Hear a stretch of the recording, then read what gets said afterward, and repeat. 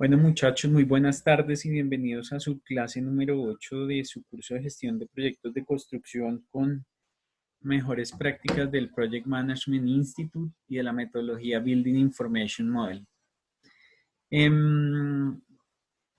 Digamos que en esta clase número 8, como ustedes ya saben, principalmente lo que vamos a hacer es, en la primera parte de la clase, vamos a utilizar el software Navisworks, ¿sí? Les voy a mostrar algunas utilidades básicas del software, pero lo más importante que me interesa que ustedes apropien es cómo realizar a través de Navisworks esa interacción entre lo que es el project que ya creamos y el modelo 3D que pues también ya creamos, ¿sí? Que eso lo realizamos a través del software Navis.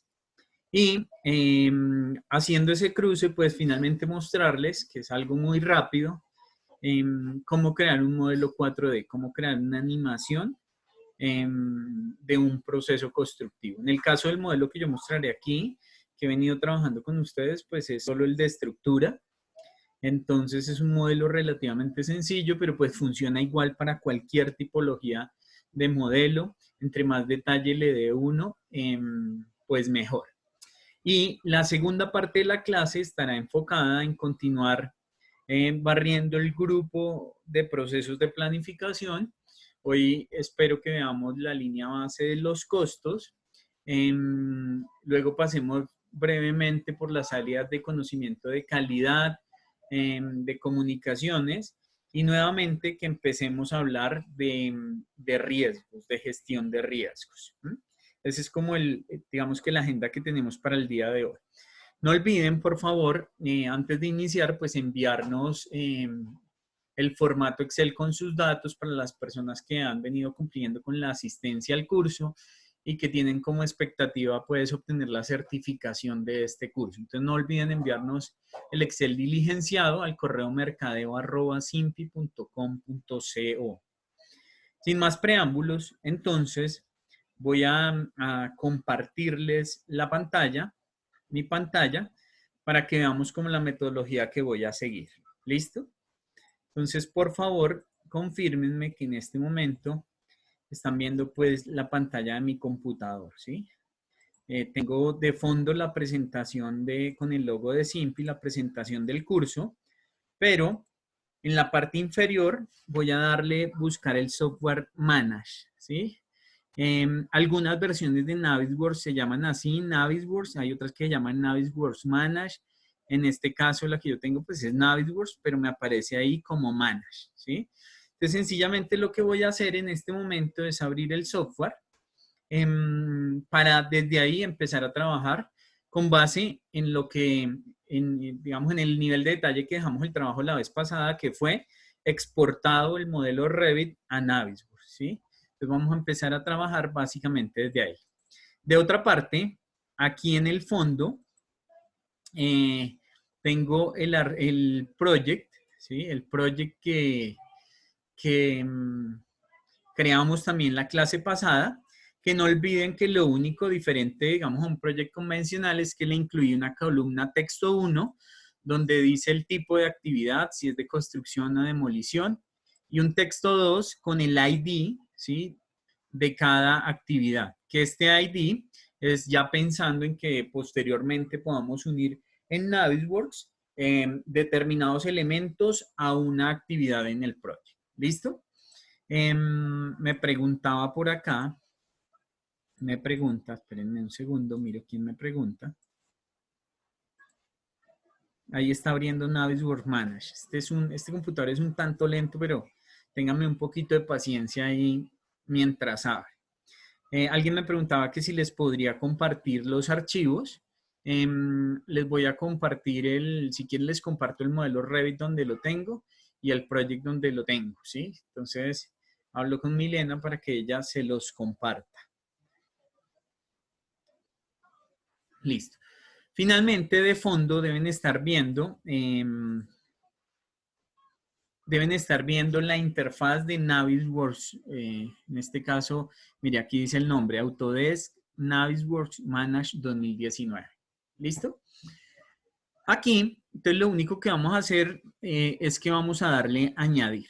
¿Sí? Aquí en esta pestaña izquierda vamos a darle añadir. Y aquí pues tengo el archivo que yo ya exporté desde mi modelo Revit. ¿Sí? Yo hice una exportación de un modelo Revit a un modelo Navisworks, eso lo expliqué en la clase anterior. Y ya aquí únicamente dándole añadir, entonces puedo tener este tipo de modelo, ¿sí? Que es el mismo modelo que creé allá. Este es un visor, básicamente. Navisworks Manage es un visor. Entonces, en algunos aspectos, pues tiene ventajas, en otros desventajas. Una de las ventajas es que de pronto resalta un poco más el golpe de vista de algunos elementos y demás. Entonces, aquí uno pues puede jugar un poco con el modelo. Aquí no puedo modelar, ¿sí? Pero sí puedo hacer, digamos que aplicarle algunos atributos. Como en todo, ¿sí? Este siendo un software de la casa Autodesk, pues aquí tiene una serie de pestañas. Yo ya en realidad no me voy a enfocar mucho en eso, no me da el tiempo para eso. Solo quiero mostrarles un par de herramientas, ¿sí?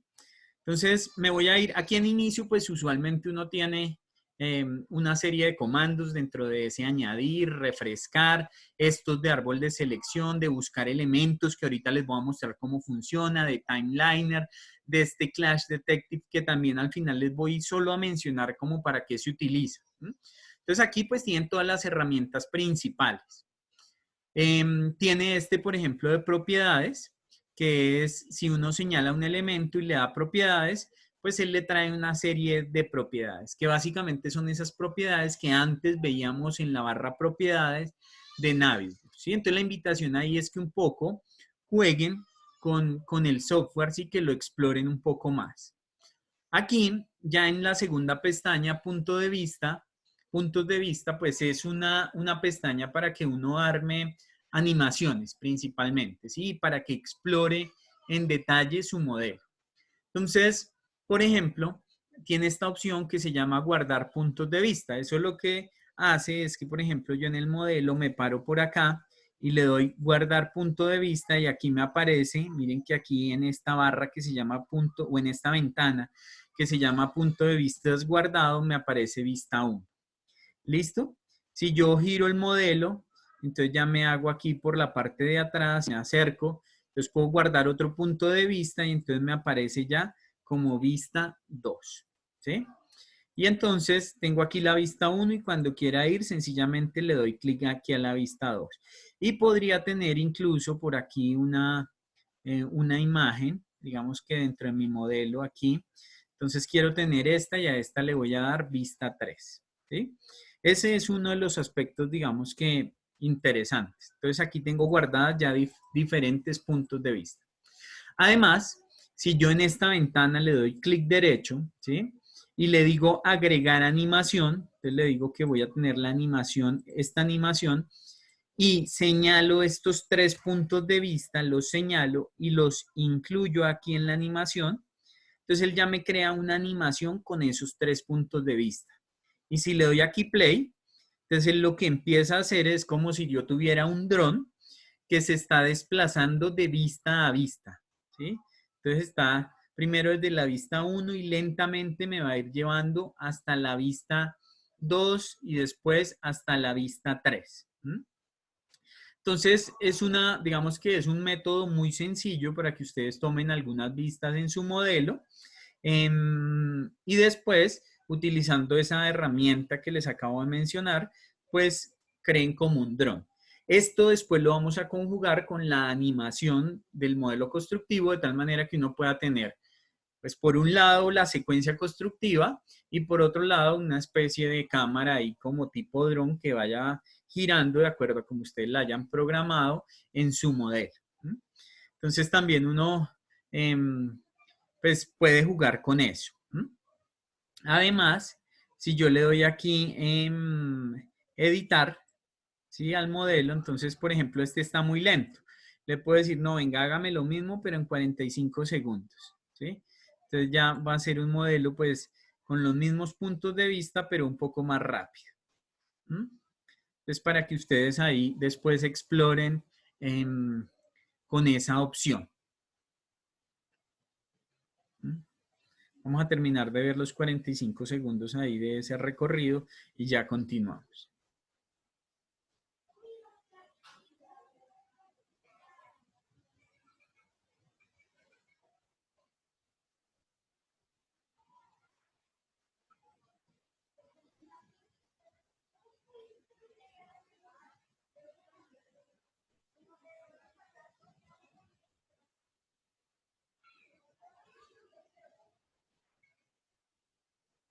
Listo. Entonces, voy a continuar en este momento. Aquí pueden explorar pues más opciones de animación, ¿sí? Ahí está también la opción para que uno sencillamente lo que haga es que aquí pues grabe, ¿sí? Ponga a grabar pues uno moviéndose alrededor del modelo y vaya grabando como ese recorrido. Esa es también otra opción que le permite a uno esta herramienta, pero no me gusta tanto porque digamos que la velocidad que uno le puede imprimir al recorrido puede que no sea uniforme, puede que en unos momentos sea más rápida, en otros momentos más lenta. Entonces, en ese sentido, yo prefiero siempre crear las animaciones desde digamos, desde los puntos de vista. Esa opción que les acabo de decir de animación es desde acá. Entonces, sencillamente ustedes le dan grabar, ¿sí? Y empiezan a moverse aquí. ¿Sí? Se empiezan a mover y en algún momento le dan stop, ¿sí? Y ya él les creó aquí una que se llama animación 1. Animación 1. Entonces, si ustedes quieren ver la animación 1 que acabé de crear, pues sencillamente le ponen ahí play. Mire, y así fue como yo moví el modelo. ¿Listo? Pues bueno, en puntos de vista nuevamente se pueden cuadrar perspectivas. Aquí hay una rueda de navegación que es parecida. Digamos, si yo le doy clic acá me aparece esta rueda, sí, que es una rueda que me permite, si me paro en la parte de adelante, hacer zoom. Si me paro aquí, entonces hacer órbita, es decir, girar el modelo. Si me paro aquí en rebobinar, entonces me permite atrasarme digamos, como si esto fuera un video, retroceder. Cosas de ese estilo también para que la chequeen. Hay una que gusta mucho que es, por ejemplo, esta de paseo. ¿Sí? Si uno le da paseo ahí y, por ejemplo, le pone tercera persona, entonces lo que ocurre es que aparece este monachito. ¿Sí? Y este monachito, entonces, uno lo puede hacer que el monachito recorra la edificación. ¿Sí? Imagínense que ustedes no estuvieran viendo este modelo a nivel digamos, de este software aquí en un computador, sino que tuvieran acceso, por ejemplo, a un cuarto donde tuvieran grandes pantallas y tuvieran unas gafas o tuvieran unas gafas de realidad virtual, pues sería bien interesante recorrer las instalaciones y demás, ¿no? Entonces, eso es como otro de los aspectos que le gusta a la gente que usualmente utiliza esta herramienta. Si, por ejemplo, uno quiere programar que no pase eso de que el monacho queda ahí incrustado, entonces aquí en realismo le permite activar colisión. ¿Qué colisión? Es que cada que usted se choque, pues le va a aparecer en rojo. Le permite activar gravedad, ¿sí?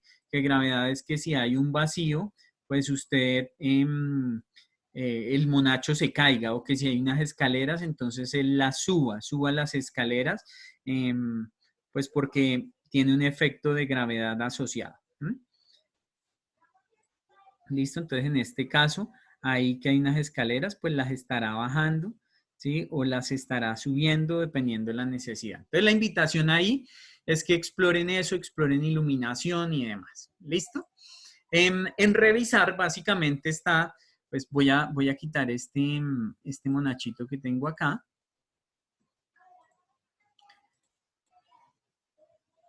Revisar, entonces básicamente es para que uno en el modelo pues pueda tomar medidas, ¿sí?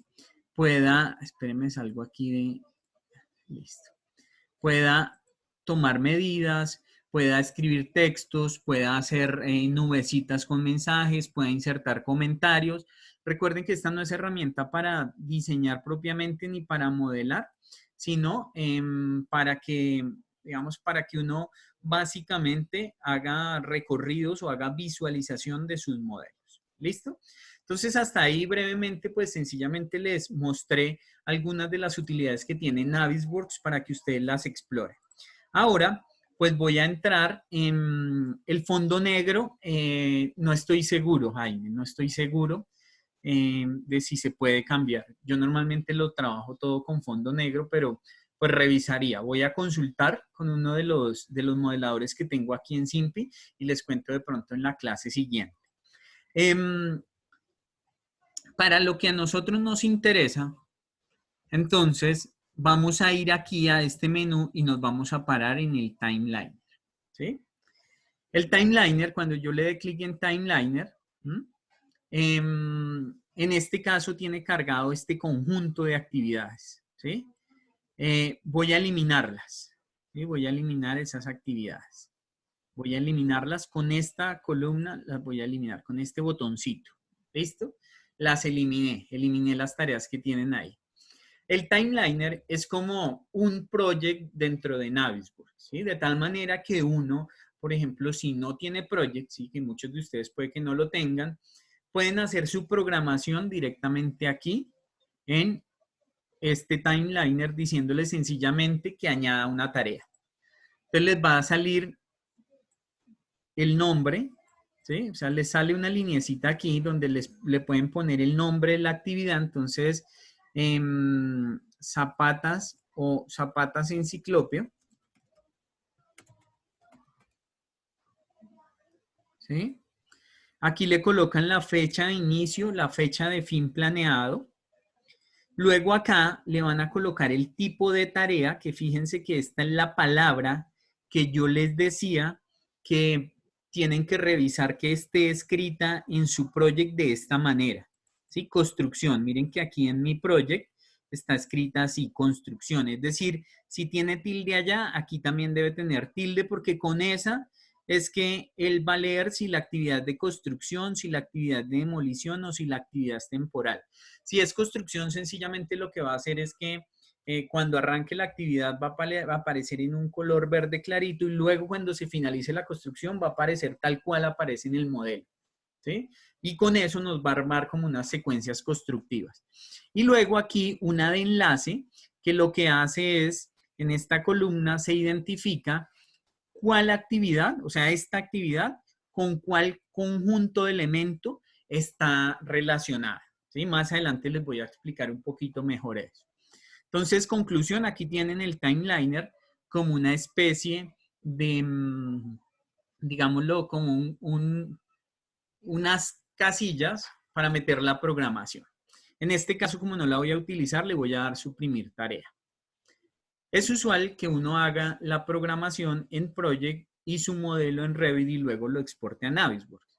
Entonces, como uno trabaja la mayoría de las veces es que se viene a orígenes de datos, voy a suprimir esta, se viene a orígenes de datos, le da añadir, ¿sí? De nuevo, orígenes de datos, añadir y le voy a dar Microsoft Project 2007-2013, ¿sí? De nuevo, orígenes de datos, añadir Microsoft Project 2007-2013. Y en este caso, le voy a decir que me traiga ese project de acá. Él, cuando yo le dé eso, me va a decir, oiga, ¿cómo se lo leo? Es decir, ¿en qué columna de su project le leo el tipo de tarea? Si es construcción, si es demolición o si es temporal. Entonces le va a decir, en la columna texto 1 yo tengo el tipo de tarea. Luego me va a decir cuál es el ID de sincronización, es decir, el que me va a sincronizar las actividades del proyecto con las actividades del modelo. Entonces le voy a poner que es texto 2. Luego me va a decir dónde le leo la fecha de inicio planificada. Sencillamente le van a poner que en inicio. Y luego cuál es la fecha de fin, de finalización planificada. Le van a colocar que finalización. ¿Listo? Y ya con eso le van a dar a aceptar.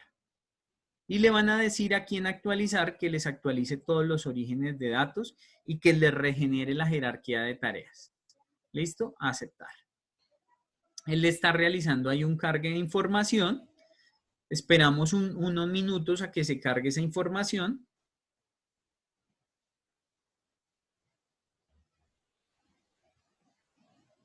Y luego saca este mensaje, que es que a algunas tareas les falta ID de sincronización.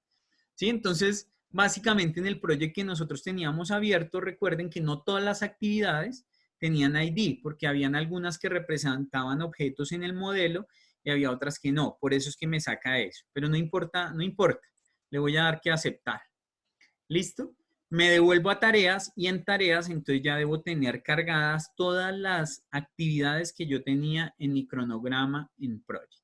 Permítanme un minuto, muchachos.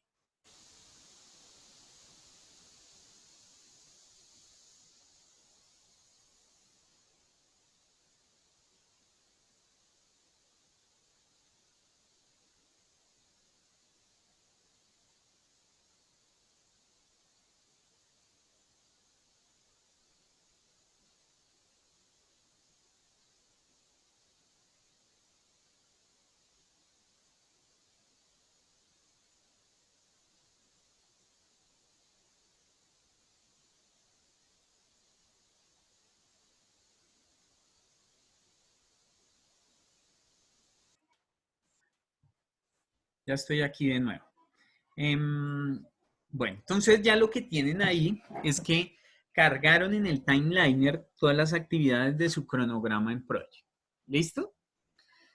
Em, y por el momento voy a dejar, digamos que voy a cerrar el timeliner por el momento. ¿Sí? Me interesaba cargar el Project. Ah, bueno, quiero mostrarles aquí que fíjense que todas las actividades que tenían allá construcción, pues ya me las cargo aquí. El enlace lo puedo hacer manual, ahorita les muestro cómo, o lo puedo hacer automático. Por otro lado, la otra actividad que deben realizar es que, pues ustedes ya trajeron elementos, ¿sí? Que traen un ID y ya Navisworks le tiene el ID, pero tienen que crear unos conjuntos. ¿Cómo lo van a hacer? Entonces, por aquí hay un vínculo que dice buscar elementos. Y en buscar elementos, básicamente lo que van a hacer es que se van a ir aquí a componente. Si no está en componente el atributo que ustedes crearon, debe estar en elemento o en categoría, en alguno de esos tres. En este caso está en componente. Le digo que necesite o que me busque la siguiente propiedad, que es ID. Recuerden que ese parámetro de proyecto que yo creé en Revit se llamaba ID. Y le digo, oiga, búsqueme el ID, búsqueme los elementos o los componentes que tengan un ID igual a 1 y le doy aquí buscar todo. Si yo hago eso, ¿sí? Fíjense que aquí entonces tengo todos los ciclopios. Él ya me señaló todas las zapatas en ciclopio. Y después le voy a decir, guárdeme esa selección, guárdeme ese conjunto como el grupo, el conjunto de selección 1, porque es el ID 1. Después, te le voy a decir que el 2, ¿sí? Búsqueme todo lo que es el 2 y guárdeme la selección como el conjunto de selección 2. Voy a decirle que me guarde, que me busque el 3 y que me lo guarde como el conjunto de selección 3. Y así, voy a hacerlo para todos y cada uno de los conjuntos. Algunas personas me preguntan que si eso se puede hacer automáticamente. Y la verdad es que hemos tratado de buscar la forma de, o sea, de que le arme los conjuntos a uno de una manera más automatizada y no hemos podido. Si alguno de ustedes llega a saber en algún momento, contácteme y cuénteme cómo se hace porque no sabemos hacerlo.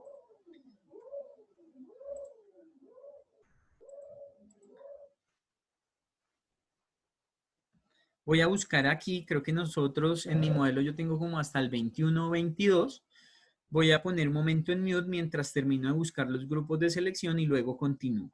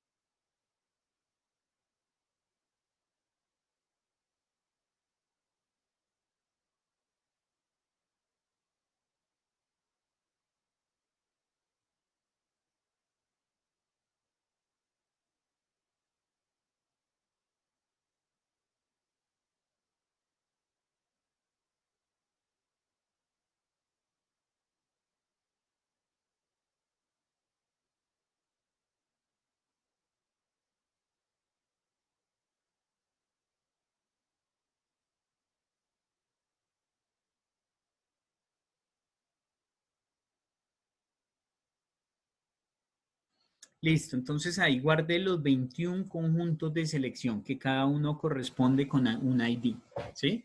Entonces ahí los tengo. ¿Listo? Y teniendo eso, entonces ya tengo, casi que con esto tengo los conjuntos que cada nombre de cada conjunto corresponde con el ID que le tengo a ese elemento. Y por otro lado, si abro el timeliner, ya tengo aquí programada, digamos que cargada la programación. Entonces, lo que seguiría es enlazar cada actividad con un grupo de selección.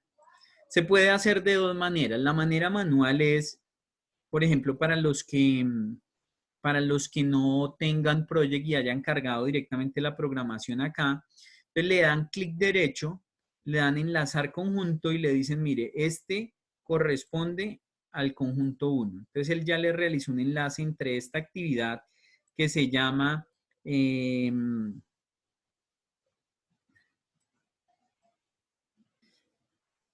pues madre, esa es excavación. Ah, bueno, yo aquí se la asocié a este, ¿sí? Entonces tengo que quitar eso, porque si no me va a aparecer después mal. Tengo es que el conjunto 1, que son las zapatas en ciclopio, tengo es que asociárselo a este, vaciada de zapatas en ciclopio.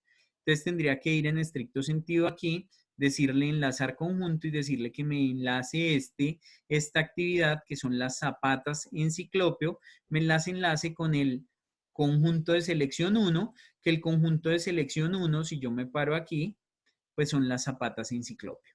¿Listo? Esa es como una forma de hacerlo. La otra forma es una forma un poco más automatizada. Entonces, por aquí, en esta pestaña, tienen enlazar automáticamente mediante reglas. ¿Sí? Lo que les sugiero es que en el caso de ustedes, entonces vayan acá y creen una nueva regla. ¿Sí? Entonces esta regla la voy a llamar curso PMI BIM grupo 2. ¿Listo? Y le voy a decir que esa regla sea una regla que me enlace elementos a tareas. Inmediatamente le de enlazar elementos a tareas, me va a aparecer esto y les voy a decir, oiga, úname, léame, asígneme la tarea del timeliner desde la columna ID de sincronización. ¿Sí? O sea, léame lo que hay en ID de sincronización, que además recuerden que en ID de sincronización ya le dije que me leyera la columna texto 2. ¿Sí? Es decir, ahí es donde está el numerito que yo le di de ID a cada actividad del proyecto. Y únamela con los conjuntos de selección, con estos conjuntos de selección. Y hágame un emparejamiento y le doy a aceptar. Entonces ya creé esta regla que lo que me va a hacer es eso, buscar el ID de sincronización, cruzármelo con el conjunto de selección y si son el mismo, emparejármelos. Le doy a aceptar. Luego señalo aquí y le digo, oiga, aplíqueme la regla. Si yo apliqué la regla, entonces lo que debe haber pasado acá en el timeliner es que ya todas las actividades tengan un enlace, ¿sí? Estén enlazadas. Todas estas actividades, fíjense, ya aquí están enlazadas, tienen conjuntos de selección asignados. Y listo, muchachos. Ese es básicamente el trabajo. ¿Sí? Un trabajo relativamente sencillo, relativamente rápido, pues en un caso de un modelo como este, que digamos que no tiene mucho detalle. En un proyecto que tenga mucho detalle, pues por supuesto el trabajo será más alto. Luego, me voy aquí a configurar. Miren que esto era lo que les decía que, por ejemplo, cuando uno escoge construcción, lo que, o sea, cuando la actividad inicia, lo que pasa es que me va a aparecer en un verde que tiene el 90% transparente. Aquí lo puedo cambiar y que al final de la actividad lo que me aparezca es el aspecto de modelo, o sea, me aparezca la figura tal cual. Luego me voy aquí a simular, ¿sí? Y entonces lo que puedo hacer es que le doy play, ¿sí? Y ahí ya me debe empezar a aparecer mi modelo. Pero si a la vez me voy a animación 1, o más bien, voy a hacerlo al revés, me voy a animación 1, aquí a animación, ¿sí?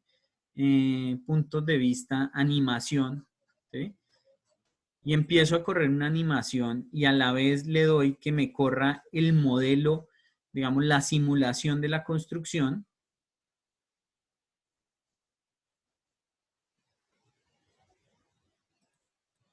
Entonces lo que puedo tener es algo de este estilo.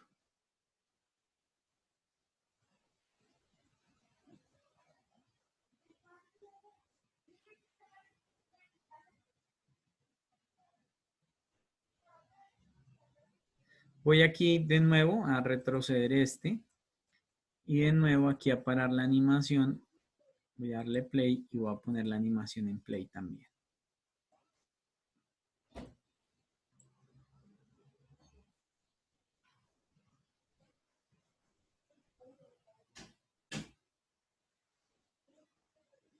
Paré la animación ahí un momento.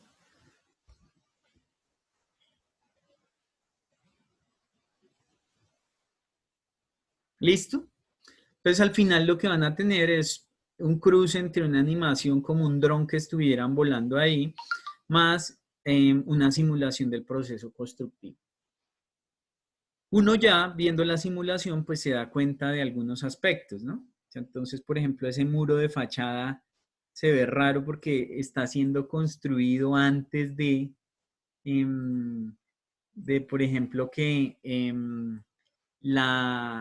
o sea, se construye ese muro desde el segundo nivel hasta el tercer nivel antes de que el tercer nivel haya terminado de ser construido. ¿Sí? Entonces hay cosas raras ahí. Entonces de eso se trataría, pues que uno implemente esta metodología, pues para que pueda mirar qué deficiencias hay con la programación, ¿sí? De una manera, pues mucho más intuitiva. ¿Mm? No sé si hasta ahí todos me siguen.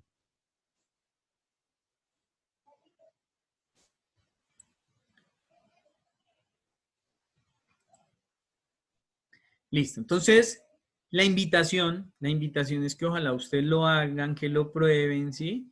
Mire, este muro es al que me refiero, que se construye antes de que se haya terminado cualquier cosa, o sea, casi que se construye cuando esta losa apenas se ha acabado, entonces suena un tanto raro. ¿M? Imagínense este mismo resultado, pero ya poniéndole una topografía, ¿sí?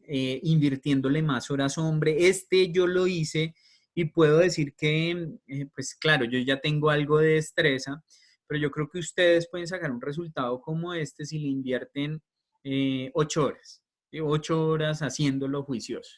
Y pueden obtener ya un buen entregable si le invierten una semana, por lo menos obtienen un entregable bien, bien bacano. ¿M?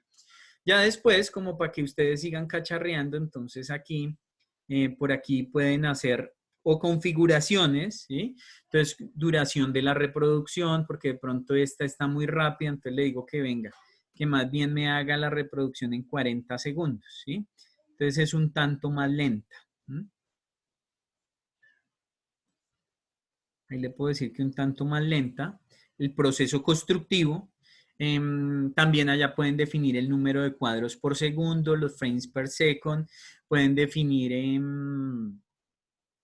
ahí por ejemplo, el dron me quedó muy alto y a veces pierdo la imagen del modelo, pues eso lo revisaría aquí en la animación que esté haciendo.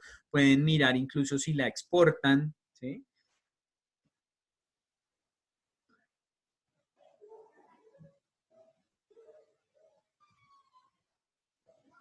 Y bueno, ya ustedes le cacharrearán. Entonces, por acá configuran cosas del modelo. Por acá pueden mirar cómo exportar la animación, cómo exportar pantallazos y demás. Y eso es todo lo que, digamos, para lo que me da el tiempo. Espero que como que se hayan llevado una noción de lo que se puede lograr y eso que esto es un BIM, digamos, intermedio, ¿sí? Porque hay muchas más cosas por ver en BIM. Si algún día quieren tomar un curso, pues también bienvenido. Entonces, por el momento voy a dejar hasta acá, pues, porque ya no nos da para más el curso. Voy a cerrar, ¿sí? Voy a cerrar, no voy a guardar los cambios y les voy a enviar los archivos para los que quieran probar. Y voy a volver en este momento, muchachos, a nuestra presentación, ¿sí? No perdamos el contexto de que estamos hablando de un curso de gestión de proyectos en el que la base es la metodología o las buenas prácticas del Project Management Institute del PMBOK y lo hemos complementado, si hemos mirado eso como cruza versus metodología pues BIM. Entonces ahora voy a abrir aquí un archivo que necesito rápidamente.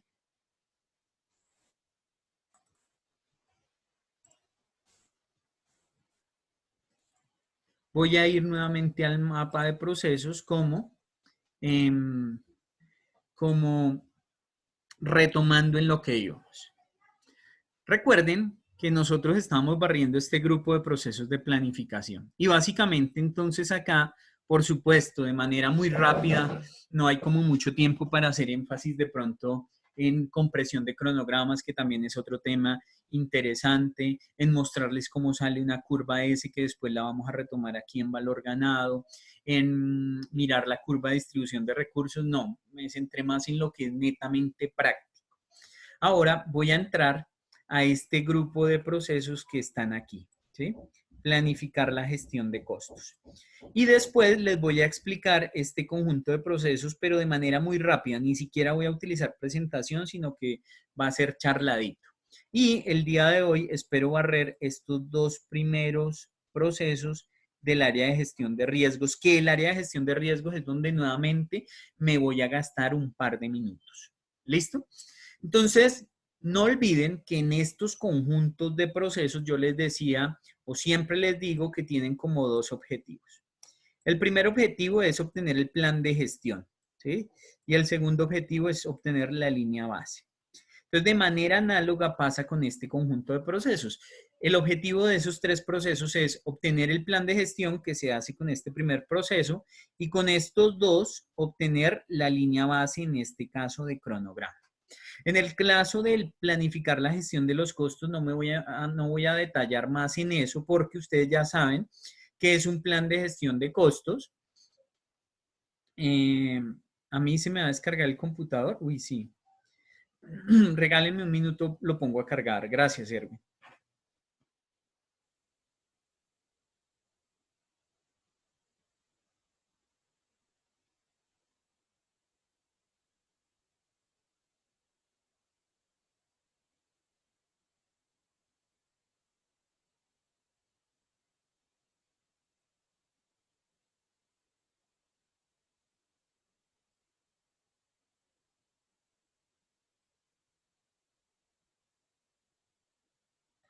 Listo. Entonces, en plan de gestión, en planificar la gestión de los costos, lo único que quiero resaltar es que es el proceso mediante el cual se construye el plan de gestión de costos. Que el plan de gestión de costos es un documento que nos indica cómo se gestionan los costos en el proyecto. Entonces ya ustedes se imaginarán que es un documento que dice cómo se hace la medición del desempeño en costos, qué indicadores se utilizan, cuáles son los umbrales para que se considere que vamos bien en costos, excedidos esos umbrales, es decir, si vamos mal en costos, cuáles son las acciones que se deben emprender, cómo se integran los cambios a la línea base de costos, cómo se cambia una línea base, todo eso, ¿sí? Ese es el plan de gestión de costos, que ustedes también recuerdan que finalmente se va a consolidar como un capítulo del plan para la dirección del proyecto. Por tanto, me voy a centrar en los dos procesos siguientes que se llaman estimar los costos y determinar el presupuesto. ¿Listo? Y este no es un curso de construcción, es un curso de gerencia. Entonces, no me voy a centrar tanto en el detalle, por ejemplo, de cómo se hace un APU, incluso es posible que ustedes lo sepan hacer mejor que yo, sino más en el macro y en cómo se hace, o sea, los componentes que debe tener un presupuesto a la luz del PMBOK, ¿sí? Para poder después hacer medición cuando lleguemos a monitoreo y control. ¿Listo? Entonces voy a volver aquí a la presentación en la que he trabajado siempre y en estimar los costos, que es el primer proceso de esos dos que vamos a ver, lo que quiero decir es que de este proceso salen las estimaciones individuales de costos. ¿Eso qué quiere decir? La línea base de costos del PMBOK, ahorita les explicaré que tiene una serie de componentes. Pero para poder llegar a esos componentes, pues hay que hacer una estimación de costos de actividades, ¿sí? Individuales, que ustedes ya lo conocen en un cuadro que normalmente es ID, actividad, unidad, cantidad, valor unitario y subtotal, ¿sí? Entonces aquí lo importante es obtener ese valor unitario, ¿sí? Valor unitario de la actividad para poder obtener el subtotal, que sencillamente es la multiplicación entre ese valor unitario y las cantidades que tengamos. Es relativamente ya sencillo explicarlo porque el PMBOK prácticamente las herramientas que menciona que se deben utilizar son las mismas que vimos en estimación en estimar la duración de las actividades. Es decir, la herramienta es la misma, solo que en este caso vamos a hablar es de costos. Pero entonces le dice a uno que puede utilizar estimación análoga, estimación paramétrica, esta estimación por 3 valores que yo se las expliqué, pero les dije que para nuestro caso no era que, digamos, no era lo más recomendable usar esta estimación ascendente que también lo expliqué y este análisis de reserva. Después voy a volver un poco sobre esto. Pero me interesa más ir a la siguiente diapositiva porque creo que con esa puede quedar claro todo lo que acabo de mencionar acá. Entonces, en esta diapositiva, sobre todo en la parte derecha, ustedes encuentran un cuadro. Y quiero, muchachos, que ahí, digamos, hacer énfasis en lo siguiente. Recuerden que cuando yo expliqué el modelo de ciclo de vida del proyecto, les expliqué un modelo que tenía 5 fases. Entonces, 4 y 5. ¿Sí? Estas 5 fases. Fase 1, fase 2, fase 3, fase 4 y fase 5. ¿Sí? Les expliqué algo. Y les dije que hay un término que se llama, que lo denominan como planificación gradual y que básicamente la planificación gradual es entender que los procesos nacen primero muy borrosos, muy genéricos. Uno lo que tiene al principio es una necesidad, una oportunidad, no tiene claro cómo va a ser el edificio, empieza, o sea, parte de desarrollar proyectos es empezar a entender qué se requiere y empezar a hacer planteamientos que le apunten a la solución de la necesidad o a la oportunidad que uno está teniendo. Entonces, en una fase 1, ¿sí? Por ejemplo, miren, en una fase 1, uno puede utilizar estimados clase 5, ¿sí? Que estimados clase 5 quiere decir estimados que tienen poca precisión, sobre todo los llaman de orden de magnitud, ¿sí? Entonces, en una fase 1, pues es claro que uno, si no tiene claro cómo va a ser el proyecto y cómo va a ser el detalle del proyecto, pues mucho menos va a tener análisis de precios unitarios ni cantidades. Entonces ahí es cuando utiliza lo que yo les decía, por ejemplo, estimación análoga. Es decir, va y toma como referente otro proyecto para ponerle el valor a este proyecto.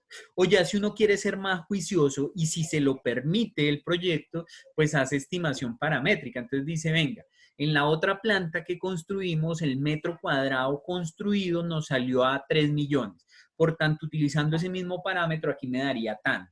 Y el lote en el otro lado me salió a tanto a 500,000 pesos metro cuadrado el lote. Y aquí tengo tanta área, voy a aplicarle eso. O incluso hace un sondeo de mercado y pues averigua el valor por metro cuadrado de tierra. Es decir, puede hacer mezcla. Pero lo que quiero señalar es que aquí se utilizan herramientas más genéricas. ¿Listo? Y en la medida que avanza el proyecto, mire, fase 1, fase 2, fase 3, fase 4, pues avanza también el nivel de precisión, ¿sí? Entonces, la idea es que uno, al finalizar aquí, antes de congelar una línea base, pues tuviese en lo posible diseños detallados que le permitiesen tener análisis de precios unitarios, ¿sí? Y cantidades, ¿sí? Con diseños detallados. Pero en el otro grupo, no sé si en este alguien me dijo, profesor, pero yo conozco modelos donde aquí no hacen ingeniería detallada, sino que sancionan la línea base con ingeniería básica y después es el contratista de obra quien detalla las ingenierías. Listo, también es válido, así también hay modelos, ¿sí? Entonces seguramente ya tendrán, ellos trabajarán en una línea base con una precisión de menos 10 a más 15, ¿sí? Este menos 10 a más 15, espero que todos me entiendan que es que si yo dije que me valía 1.000 millones el proyecto, puede estar entre un 10% más barato, es decir, entre 900 y un 15% más costoso, es decir, entre 900 y 1.150 millones de pesos. ¿Listo? Entonces, de eso es que habla la estimación, ese proceso que se llama estimar los costos. Es decir, para concluir, que estimar los costos es un proceso que se puede aplicar, ¿sí? En diferentes fases del proyecto. De hecho, que se aplica en diferentes fases del proyecto y que dependiendo de la fase en la que esté el proyecto, pues se utilizan las herramientas que uno tenga a la mano en consideración de esa fase. ¿Hasta ahí me siguen?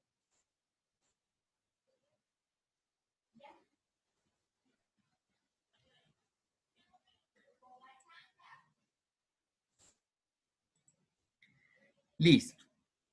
Y voy a pasar ahora a la otra diapositiva que se llama determinar el presupuesto. Y esa diapositiva se las quiero explicar en un Excel. Me siento más cómodo explicándola en un Excel. ¿Listo? Entonces, confírmenme que todos están viendo ahí de fondo un Excel, que es un Excel donde voy a hacer una explicación ahí breve, pero de un tema que me parece bien importante. Voy a hacer una cajita, ¿sí? Voy a hacer 4 cajas, una más grande que otras, para explicarles la línea base de costo. Esta es la segunda cajita, esta es la tercera y la cuarta. Listo. Ahí deben estar viendo 4 cajas. Esas 4 cajas, esto que hay de aquí a acá, ¿sí? Esto que hay de aquí a acá, es la línea base de costos, ¿sí? La línea base de costos. Esto es lo que el PMBOK denomina línea base de costos. Y yo voy a entrar a explicar cada componente de manera breve, porque incluso ustedes pueden conocer esto bien y pueden manejarlo así en sus empresas. Según el PMBOK, o sea, esto es una adaptación, porque el PMBOK habla de manera más general y lo que yo he hecho también en este curso es adaptarlo para proyectos de construcción. Por eso hago énfasis en algunas cosas y en otras las paso más rápido porque no son como tan importantes para nuestros proyectos. En nuestros proyectos, la línea base de costos está constituida por 4 grandes rubros, 4 componentes. El primero es los costos directos, ¿sí? Que para ustedes es familiar el término porque la mayoría trabajan en obras o han trabajado en obras. Y que yo aquí voy a darle una definición un poco diferente tal vez no tan mística como uno la puede encontrar en un libro, pero que a mí me ha resultado muy útil. Y es que los costos directos es esa asociación que uno puede hacer a cada actividad del proyecto, asociarle los costos que son relativamente fáciles de asociar a la actividad. Entonces, tal vez la mejor manera de explicar eso que aparentemente es tan complejo es la siguiente. Cuando uno, por ejemplo, está hablando de la excavación manual, ¿sí? Y hace su análisis de precios unitarios, dependiendo del formato que tenga, entonces tendrá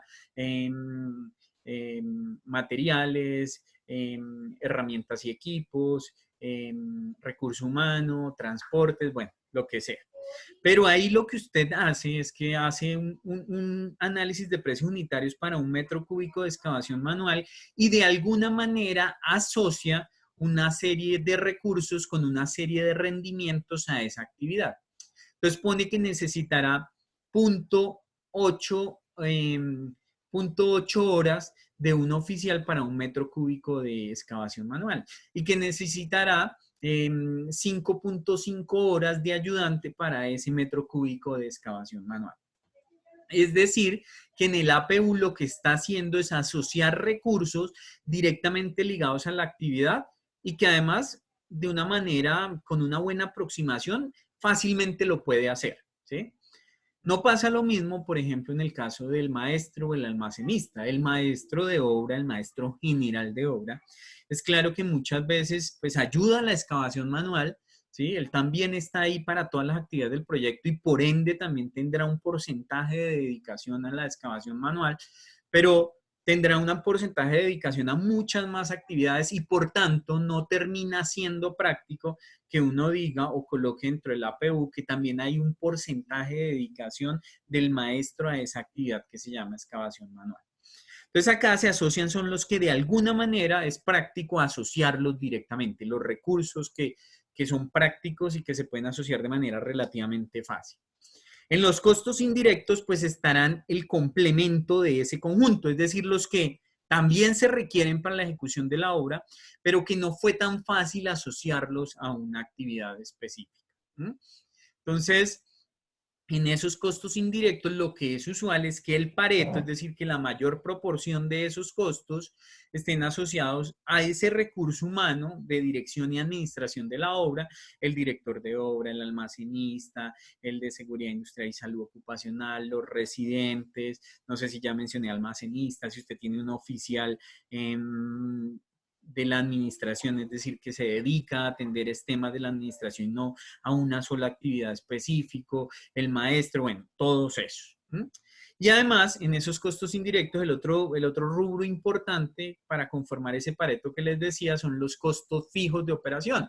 Entonces, llámese si es el arrendamiento de una vivienda donde tiene el campamento, sino los servicios públicos, sino los costos de operación de papelería, incluso en algunas empresas, pues también costos de pólizas, bueno, una serie de cosas ahí. Ese es el rubro de costos indirectos, o sea, esos rubros que no son tan fáciles de asociar a una actividad específica. Entonces, primer componente, costos directos. Segundo componente, costos indirectos. Esos para ustedes son como usuales y ustedes trabajan con ellos en el día a día. Hay un tercer componente que es posible que no estén tan familiarizados y se llaman reservas de contingencia. Entonces, las reservas de contingencia, ¿sí? Lo primero que quiero señalar, uy, ya no me puedo mover acá. Lo primero que quiero señalar es que las reservas de contingencia son recursos que se dejan en el proyecto, que hacen parte de la línea base de costos, pero que son recursos asociados a temas, digamos, a atender lo que el PMBOK llama riesgos conocidos, desconocidos. ¿Sí? Más adelante en riesgos de pronto hablaré un poco de ellos, pero riesgos conocidos y desconocidos, o sea, para entender todo eso, pues habría que definir primero qué es un riesgo. Y un riesgo, la definición más breve y corta es que es un evento incierto, o sea, un evento que puede o no materializarse, pero que en caso de materializarse puede tener impactos positivos o negativos en el proyecto. Esa es la definición de riesgo a nivel del PMBOK. Ahí hay una cosa particular y es que también hay riesgos positivos, ¿no? Es decir, el PMBOK habla de que pueden surgir oportunidades. Nosotros en la gestión de riesgos normalmente nos enfocamos más en los riesgos negativos, en los que son amenazas, ¿sí? Porque son los que en determinado momento pueden poner, valga la redundancia, en riesgo el cumplimiento de los objetivos del proyecto.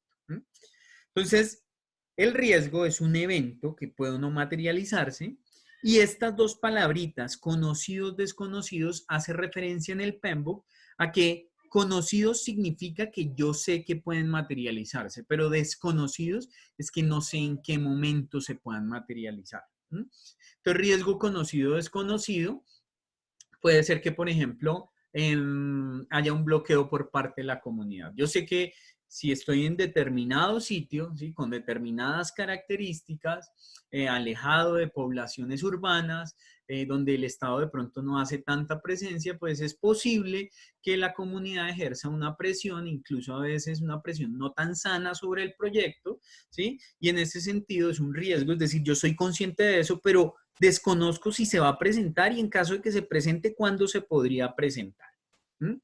Entonces, lo único que quiero decir, bueno, y Erwin me hace acordar de algo, y es lo que nosotros llamamos colchón, muchas veces en realidad es una reserva de contingencia. Y les decía en las clases anteriores que parte de la invitación es que utilicen ese lenguaje, ¿sí?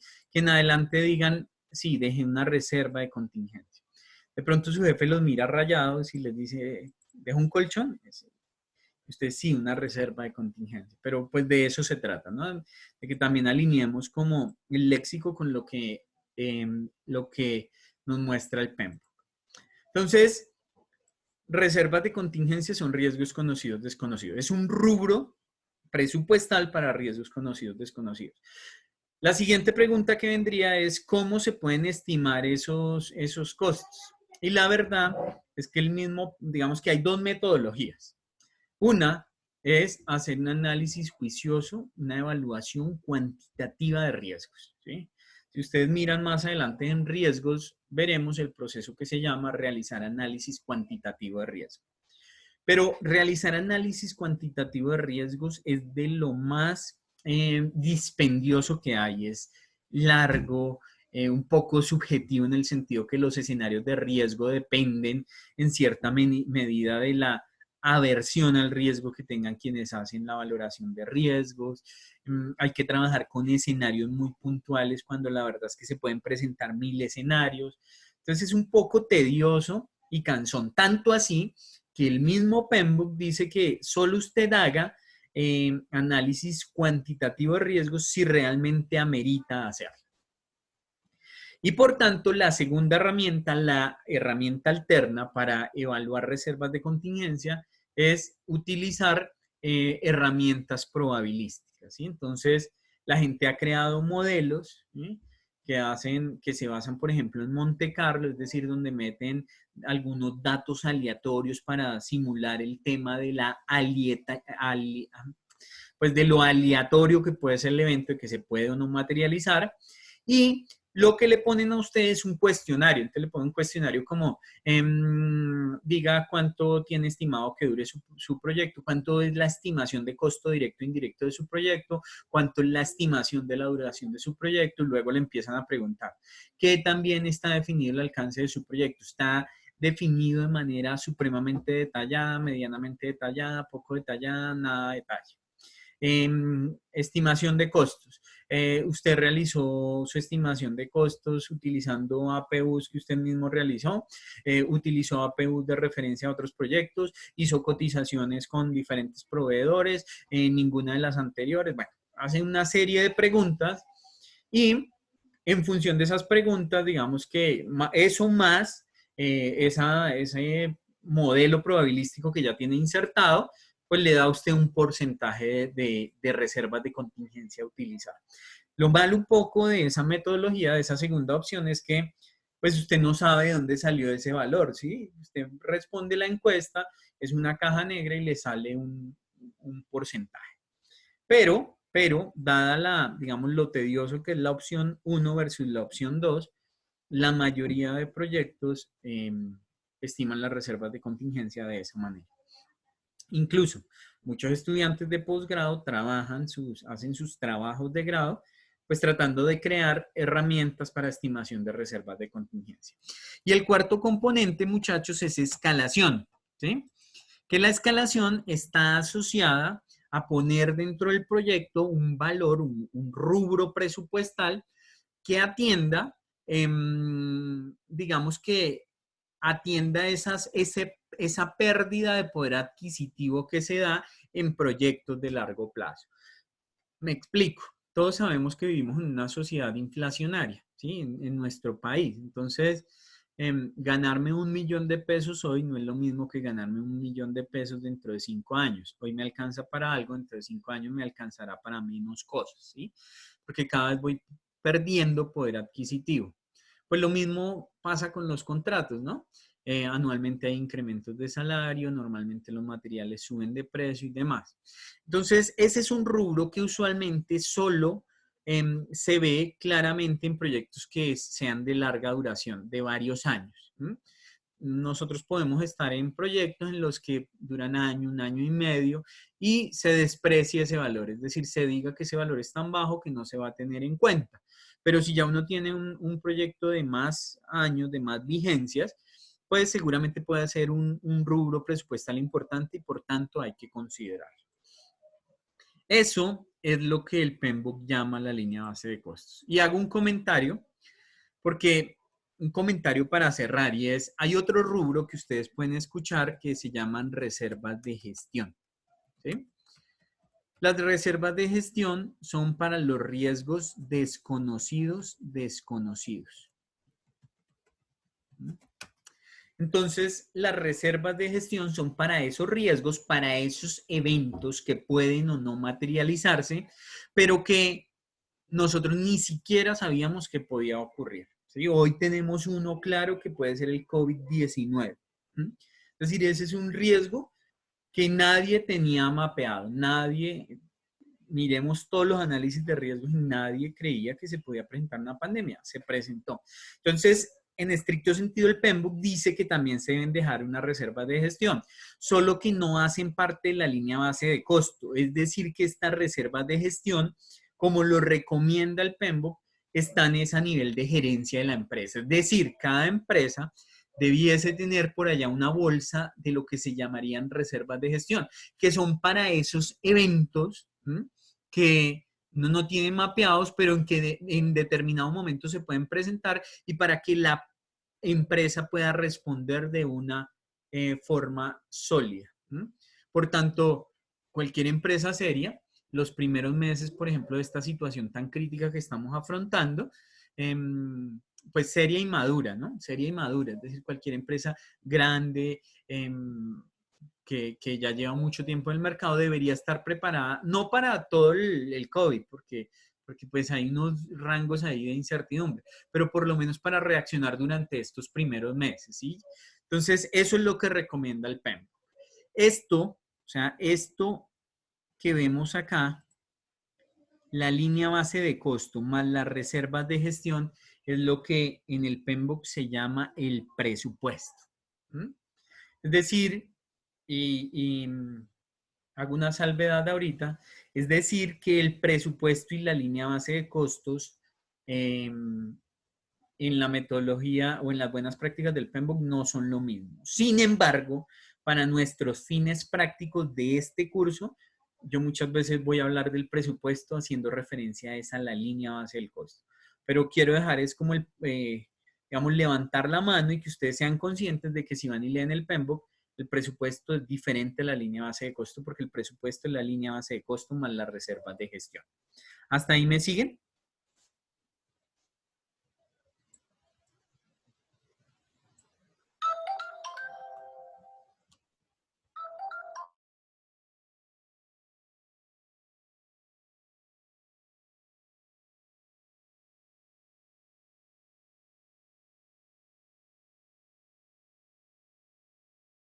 Listo. Antes de salir de este proceso, voy a hacer un comparativo, ¿sí? De la línea, digamos, de la línea base de costos del PMBOK con la estructura de costos de un contrato, ¿sí? De la misma manera que cuando vimos el ciclo de vida del proyecto, y después yo creo que hice una reflexión sobre los contratos y dije algo de este estilo, si mal no lo recuerdo. Y si no, pues lo digo en este momento. Dije que un contrato, si uno miraba, respondía a la misma definición de proyecto, porque un contrato es un esfuerzo temporal para conseguir un resultado único.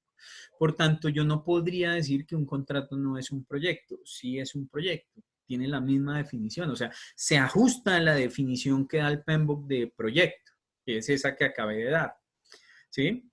Pero también llamé la atención y dije que fuéramos conscientes de que un contrato, pues es un proyecto que barre sobre todo más las fases hacia la fase 4 y 5, no barre con la misma intensidad las fases 1, 2 y 3.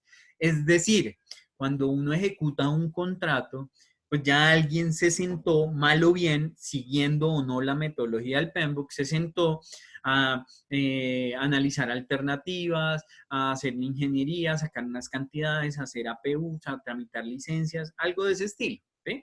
Partiendo de la premisa de que la planeación se hizo bien. Entonces, dije en esa parte que un proyecto, pues que un contrato sí era un proyecto, pero que se debía entender que era un proyecto metido dentro de otro proyecto más grande. ¿Listo? Ya te doy la palabra, Paula. De la misma manera, quiero ahora hacer un comparativo entre lo que es la estructura de costos convencional de contrato que conocemos versus la que tiene el PEM, para que saquemos algunas conclusiones. Paula, adelante con tu pregunta.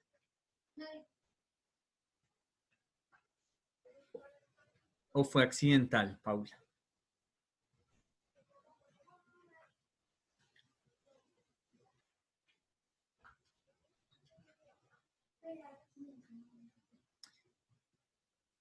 Bueno, Paula, si algo me dices o me escribes.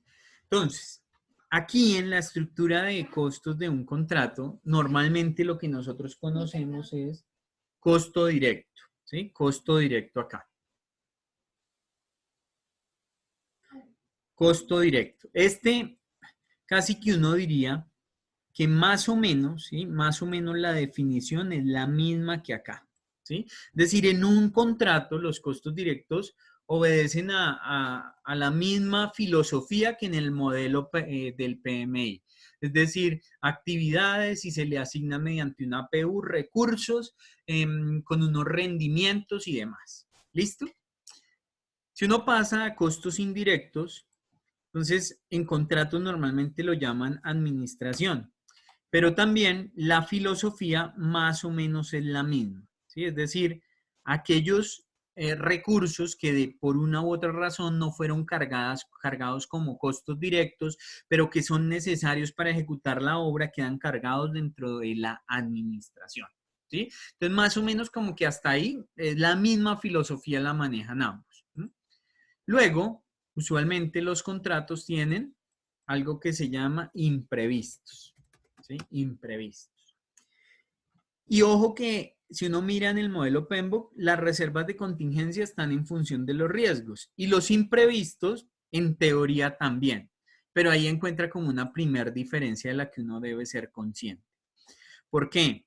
Porque según el modelo PMBOK, las reservas de contingencia están en función de los riesgos, por tanto variarán entre proyecto y proyecto. Es decir, si uno está ejecutando un proyecto en Bogotá, espera que los riesgos, el nivel de riesgo sea diferente al ejecutar un contrato, por ejemplo, un proyecto, por ejemplo, en Caloto, Cauca, ¿sí? Más o menos riesgo, pero es diferente. Entonces, esto variará. Mientras que en los contratos uno muchas veces encuentra que los imprevistos casi que se vuelven una constante, ¿sí?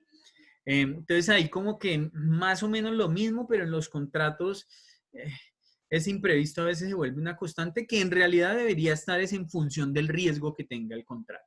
Y aquí, donde tenemos escalación, normalmente lo que tiene el modelo o la estructura de costos de un contrato es la famosa utilidad, ¿sí? Esto es lo que llamamos el AIO. E incluso por fuera el IVA, que no voy a mencionar el IVA porque pues es un impuesto y tiene más efectos a nivel contable y tributario que propiamente técnico. Entonces aquí tenemos la utilidad. Este rubro de escalación que no aparece en los contratos, muchas veces, pues en contratos cortos, a veces lo que se pacta es que no haya reajuste de tarifas, ¿sí? Es decir, el contratista trabajará siempre con las mismas tarifas.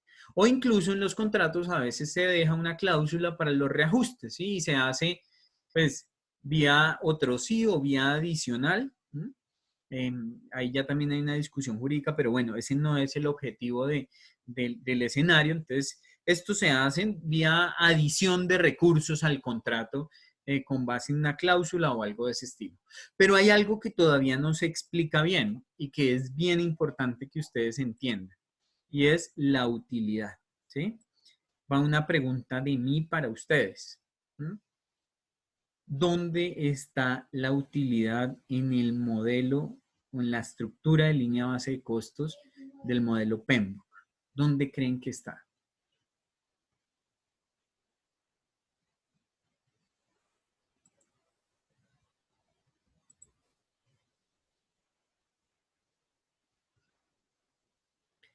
Sí, muy bien, Jefferson lo dice. Y esta es una conclusión que yo me demoré algún tiempo en obtenerla, y es lo siguiente. La utilidad en el modelo PMBOK no está sencillamente porque el PMBOK bien lo dice. El PMBOK no es ni una herramienta para hacer evaluaciones financieras de proyectos, ni analizar rentabilidad de proyectos, ni nada. El PMBOK es una herramienta para mejorar la probabilidad de éxito, entendida como que usted a través de algunas herramientas determine un alcance, le ponga un tiempo a ese proyecto, le ponga unos costos y después ejecute de la forma más parecida a lo que planeó. Es decir, ojalá sin diferencias en cronograma, es decir, acabe el día que terminar y ejecute gastando los recursos que dijo que iba a gastar. En tal sentido, dentro del PMBOK no hay en estricto, digamos, si uno lo mira en detalle, no encuentra que en ningún lado se hable de cómo poner la utilidad, ni la rentabilidad, ni nada. Entre otras cosas, porque la rentabilidad de los proyectos está a través de una evaluación financiera que es un cruce de alguna manera entre lo que yo voy a invertir en el proyecto, lo que planeo invertir y lo que planeo recibir. No sé si soy claro con esa conclusión que acabo de dar.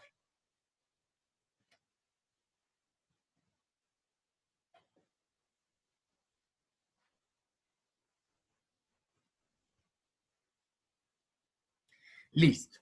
Y ya, muchachos. Entonces,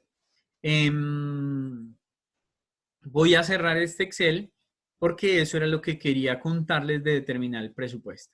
Es decir, determinar el presupuesto, el segundo entregable de ese grupito de procesos que les mostré es la línea base de costos. Y cuando ustedes hablen de la línea base de costos, pues hablarán de un cuadro de costos directos que ustedes ya saben cómo sacarlo, de uno de costos indirectos que estoy casi seguro que ustedes también saben cómo determinarlo, de unas reservas de contingencia que les dije que se pueden obtener, o de un análisis cualitativo de riesgos bien detallado, o de una herramienta probabilística, que incluso yo tengo una si alguno llega a interesarle, pero pues no tiene mucho que ver porque hay unas programaciones que ni siquiera yo hice y que son complicadas de entender, o complicadas para mí que no sé de eso, pues.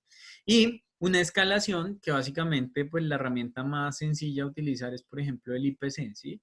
Eh, Estime un IPC para ir recalzando el dinero de su proyecto. Y si tienen esos 4 rubros, tienen la línea base de costo. Ahora, soy también claro en que es usual que en nuestros proyectos este rubro no vaya. ¿Por qué?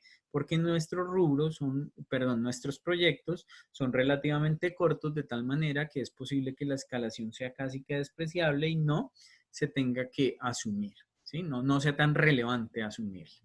¿Listo? Y salgo de ese proceso. Entonces, con el fin de cumplir el alcance que les dije que íbamos a cumplir, salgo de de la línea base de costos, y me voy a centrar ahora, muchachos, en los otros procesos que les dije que les iba a explicar directamente sobre el mapa de proceso.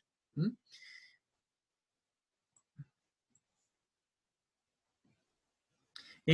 Pablo, yo diría que un proyecto de más de 2 años ya puede ser importante tener en cuenta la escalación.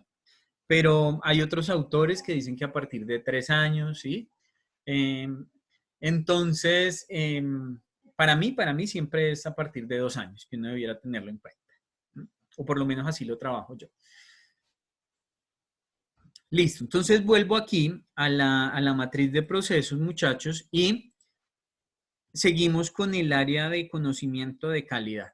El proceso que sigue es planificar la gestión de la calidad. Y ya ustedes saben que es un plan de gestión, de ahí sale un plan de gestión de calidad. Lo único que quiero señalar en este punto es algo que es bien importante para el PMBOK, y es que en planificar la gestión de la calidad, pues se dan las reglas tanto para cómo se va a hacer la gestión de la calidad como para cómo se va a hacer el control de la calidad. Y es importante entender cuál es la diferencia entre gestión de calidad y control de calidad. Gestión de calidad está enfocada en el aseguramiento, ¿sí? Siempre uno habla de gestionar la calidad, es aseguramiento de la calidad, y controlar es control de la calidad. Y la diferencia entre esos dos es que el aseguramiento de la calidad es exacto, Gerardo. Es que la gestión de la calidad se hace sobre los procesos principalmente. Entonces, cuando uno va y mira el PMBOK, ¿sí? En gestión de la calidad habla mucho de los flujogramas, ¿sí? De técnicas de análisis de datos y demás. ¿Listo? Y controlar la calidad está sobre el entregable. Ya en la verificación de la calidad que yo hago sobre el entregable, no sobre el proceso. Me explico. Si usted está en una obra donde está produciendo el concreto al interior de su obra, entonces la gestión de la calidad está enfocada en todos esos procesos y procedimientos, ¿sí? Los flujogramas también, que le permitan pues al final tener una buena calidad, pero sobre todo en perspectiva proceso, es decir, estará enfocada en el cómo se hace la corrección de las humedades, en la calibración de los equipos, en cómo se hace la medición de los aditivos, en cómo se hace la separación, cómo se toman los cilindros para las muestras de concreto, todo eso, el cómo. Control de calidad, en ese mismo ejemplo que les doy, ya estará referido, es por ejemplo, a revisar el comportamiento de los datos cuando se fallen los cilindros. El control de la calidad es directamente sobre el entregable, que en ese caso serían los cilindros, ¿sí?, de concreto, y gestionar la calidad sobre los procesos. Eso es lo único, digamos, que quiero resaltar, porque ustedes pueden trabajar mucho con temas de calidad en sus obras y ya a la luz del PMBOK es como lo de resaltar. Doy por chuleado ese tema. En recursos tenemos dos procesos: planificar la gestión de recursos y estimar los recursos de las actividades. Ahí lo que quiero mencionar en esta área de gestión es que básicamente esta área de conocimiento está enfocada principalmente un 90% en el recurso humano, ¿sí? 90% en el recurso humano. De tal manera que toda esta serie de procesos, ¿sí?, se enfocan sobre todo en las personas, en cómo gestionar las personas. Entonces, por ejemplo, planificar la gestión de los recursos, pues habla de ambos, de recursos humanos y de recursos físicos, pero le da gran preponderancia a los recursos humanos. Estimar los recursos de las actividades sí tiene un componente importante de los recursos físicos. Pero, por ejemplo, estos, mire, adquirir recursos, desarrollar el equipo y dirigir el equipo casi que en su totalidad están enfocados en recurso humano. Y controlar los recursos es mixto, ¿sí? Recurso humano y recursos físicos.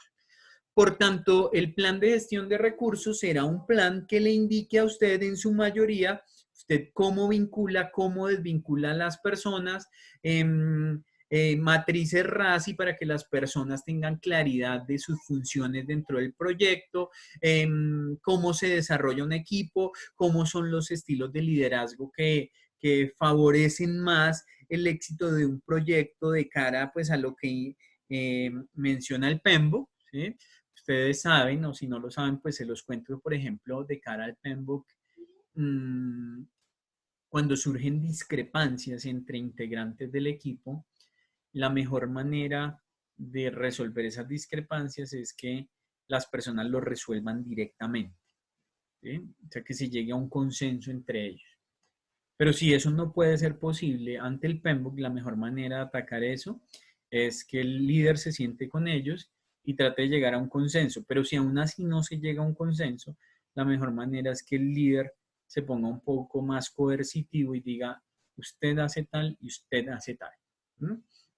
No está bien visto de cara al PMBOK, por ejemplo, los líderes que esquivan el conflicto, ¿sí?, que no atacan de fondo las polémicas, los problemas que surgen en los proyectos y que además son normales de un equipo humano.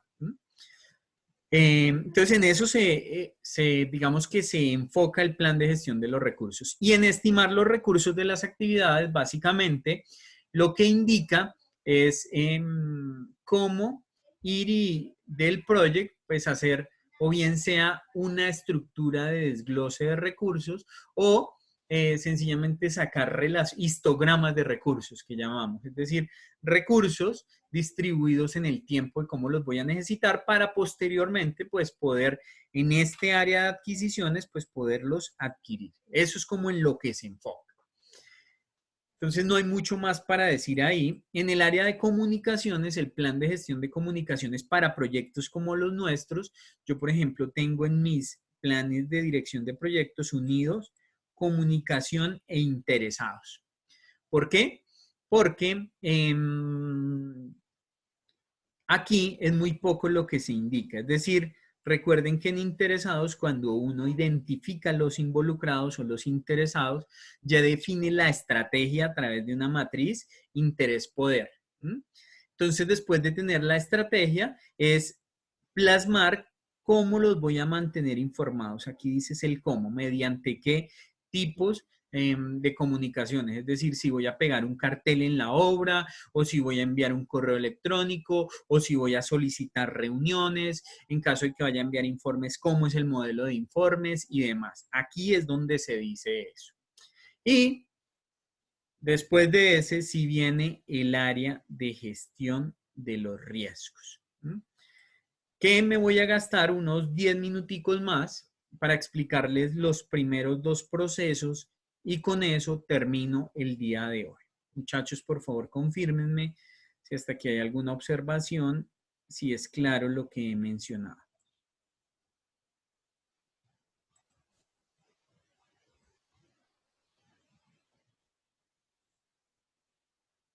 Listo, William, gracias.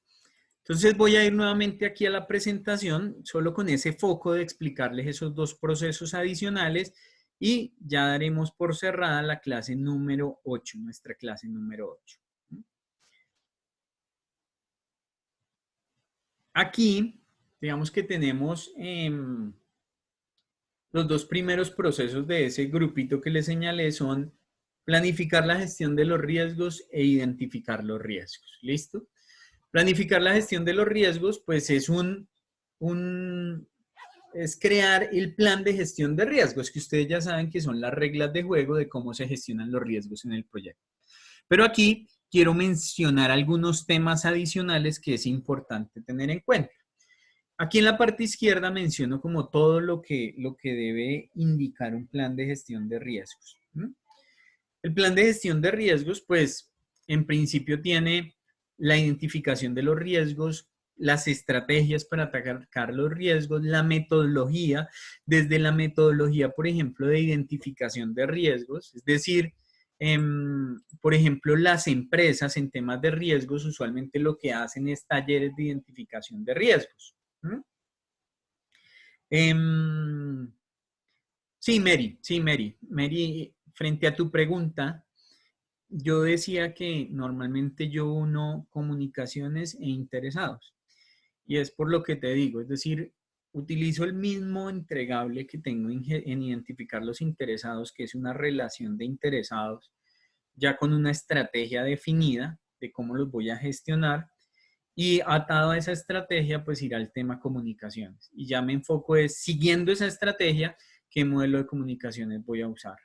Si voy a enviar correos, si voy a hacer reuniones face to face, si voy a enviarle una carta, lo que sea. Entonces, normalmente yo en mis proyectos, en mi plan para la dirección del proyecto, esas dos áreas. Es decir, tengo un capítulo que se llama Plan de Gestión de los Involucrados y de las Comunicaciones. ¿Listo? Pues les decía, volviendo a este tema, muchachos, que en riesgos, pues esto es lo que debe tener el plan de gestión de riesgos. Entonces, las metodologías de cada fase de gestión de riesgos, roles y responsabilidades y demás. No voy a detenerme tanto porque al final, en la medida que vaya barriendo cada uno de los procesos, voy a ir hablando de esto. El primer proceso formal que hay en el PMBOK es identificar los riesgos. Y lo que quiero señalar ahí es que el resultado de ese proceso es un registro de riesgos. Es un registro de riesgos. Entonces, normalmente los registros de riesgos se obtienen de talleres de riesgos, ¿sí? De talleres de riesgos, que los que hayan participado, pues, tendrán una metodología en sus empresas en las que yo he trabajado principalmente en proyectos grandes, ¿sí? Se le da mucha formalidad a los riesgos. Yo soy una de las personas que cree que los proyectos, o sea, que podría haber una metodología de gestión de proyectos que fuera solo enfocada en riesgos. Porque si ustedes se fijan, uno en realidad siempre está gestionando el riesgo, es decir, siempre está haciendo cosas para que no se le materialicen riesgos que le generen que su cronograma se desvíe, para que no se le materialicen riesgos que exceda o gaste más de lo que dijo en su línea base de costos, para que no haya desfase en el alcance. Entonces yo soy uno de los que cree que, por ejemplo, solo gestionando riesgos se podía crear una metodología. Entonces, en las empresas grandes, en los proyectos grandes, lo que hacen normalmente es que se dedican a talleres donde invitan, por ejemplo, al profesional de gestión inmobiliaria, al profesional de gestión de compras, al profesional, a los profesionales técnicos, a los profesionales de la operación, a los de ingeniería, es decir, a los que están haciendo el desarrollo de los diseños y demás, y principalmente utilizando juicio de expertos, lluvia de ideas, técnica Delphi. Muchas veces entonces se les entrega un papelito y escriban los riesgos que usted ve frente al componente técnico del proyecto, ¿sí? Fíjense que aquí hay como una caracterización de riesgo. Entonces, primero preguntan por los riesgos de nivel técnico, los riesgos de gestión, los riesgos comerciales y de alguna manera después hacen una valoración y seleccionan unos riesgos sobre los que van a gestionar. Entonces, este proceso que se llama identificar los riesgos, al final lo que busca es un registro de riesgos, ¿sí? Un registro de riesgos que lo que se sugiere para nuestro caso es que tenga estas columnas, ¿sí? La primera es pues el número de riesgo, después el riesgo, ¿sí? Que entre otras cosas, la redacción misma del riesgo, hay libros que solo se enfocan en decirle a uno cómo se describe un riesgo. Hay autores que dicen que en el riesgo se debe arrancar con el impacto, es decir, sobrecostos asociados a bloqueos por parte de la comunidad. Entonces, fíjense que arranqué en la redacción con sobrecostos, que es el impacto. ¿Eh? Hay otros que dicen que no, que el impacto no se debería mencionar. Bueno, hay mucho, digamos, literatura sobre el tema. Para mí lo más importante realmente es que se entienda, que alguien que lea el riesgo sepa de qué se está hablando. La causa raíz, ¿sí? Que muchas veces cuando se hace identificación todavía no se conoce, entonces muchas veces se deja el formato y más adelante se irá estableciendo causa raíz. La categoría que hace referencia a eso que les decía, es decir, a cada una de estas categorías, si es técnico, si es gestión, si, de qué categoría es, a la respuesta potencial si ya se tiene definida y a un dueño. Esto es bien importante, asignarle un responsable a la gestión del riesgo. Entonces, algo de ese estilo es lo que se hace en esa primera etapa que se llama identificación de los riesgos. Por acá me estaba diciendo Gerardo, la metodología incluye evaluación de riesgos. ¿Qué herramienta ha de usarse? Gerardo, en la siguiente clase, o sea, ahorita voy en identificación de riesgos. El proceso que sigue es evaluación cualitativa de riesgos. Entonces, en evaluación cualitativa, principalmente lo que uno hace es juicio de expertos, porque es cualitativa. Pero en algunas empresas se utiliza evaluación semi-cuantitativa. Entonces, cuando ya utilizan evaluación semi-cuantitativa, se utiliza una matriz de evaluación de riesgos. En algunos lados la llaman matriz RAM, ¿sí? Risk Assessment Matrix. Entonces, aquí vamos a ver, por ejemplo, cómo se utiliza una matriz RAM, ¿sí? Que es la que conozco y la que más familiarizado estoy. Finalmente, y con esta diapositiva cierro, muchachos, aquí pues ya les di la definición de riesgo, la había dado desde que estaba explicando el área de conocimiento de costos. Quiero mencionar que hay otra definición que es riesgo remanente o residual. En la próxima clase les mostraré que de cara al PMBOK hay 5 estrategias para gestionar riesgos. Aceptar, escalar, evitar, mitigar y transferir. Son esas 5. Después les contaré de qué se trata cada uno. Pero particularmente hay una que se llama mitigar. Mitigar es cuando yo ejecuto acciones para bajarle el nivel al riesgo. ¿Sí? Es decir, un riesgo que era alto, hago cosas para que ya no sea alto, sino de pronto medio. Implementé acciones.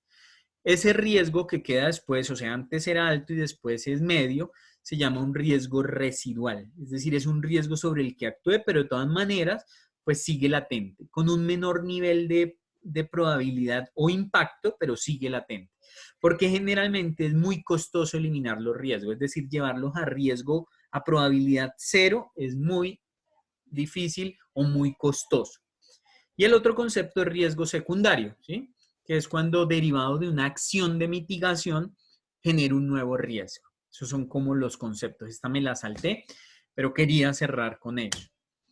Muchachos, espero que haya sido de provecho la clase que hemos tenido el día de hoy. Me alargué un poquito, pero es para que quedemos al día, porque ya no nos queda mucho. Nos queda la clase número 9, que espero terminar riesgos, pasar rápidamente por el grupo de procesos de ejecución, que son muy rápidos, son contaditos, y entrar a grupo de procesos de monitoreo y control, que básicamente quiero explicarles valor ganado y mostrarles cómo se hacen project rápidamente. Porque recuerden que la clase 10 trataré de ya no presentar nada, sino darles un espacio para que ustedes, para que nos conozcamos un poco, ¿sí? Un espacio breve, un minuto y medio, y pues para que ojalá en el futuro continuemos en contacto. No olviden, por favor, poner sus nombres en aquí en el chat, ¿sí? Para la asistencia, para el tema de la asistencia. Un gran abrazo para todos. Espero que estén muy bien, rodeados de su familia, que tengan salud. Eso es lo más importante, salud en este momento. ¿Listo? Me interesan los archivos que se comentaron en clase. Te enviamos, Andrea Milena Torre. ¿Qué te enviamos, Andrea Milena Torre? Bueno, listo, Andrea. Muchachos, un gran abrazo, que estén muy bien, cuídense. Listo, seguimos en contacto. Creo que la próxima clase es el viernes, si no estoy mal.